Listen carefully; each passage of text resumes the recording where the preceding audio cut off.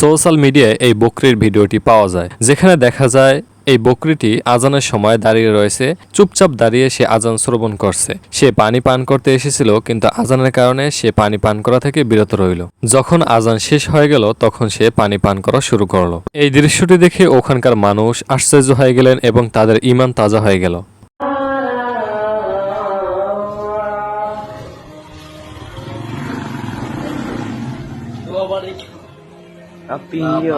সহিহ বুখারী শরীফে আজানের সময় সম্পর্কে এমন একটা হাদিস রয়েছে। হাদিস নম্বর 2943। আনাস রাদিয়াল্লাহু তাআলা আনহু থেকে বর্ণিত, তিনি বলেন, আল্লাহ রাসূল সাল্লাল্লাহু আলাইহি ওয়াসাল্লাম কোনো কওমের বিরুদ্ধে যুদ্ধ গেলে সকাল না হওয়া পর্যন্ত আক্রমণ করতেন না। আজান শুনলে আক্রমণ থেকে বিরত থাকতেন, আজান না শুনলে সকাল হওয়ার সঙ্গে সঙ্গে আক্রমণ করতেন।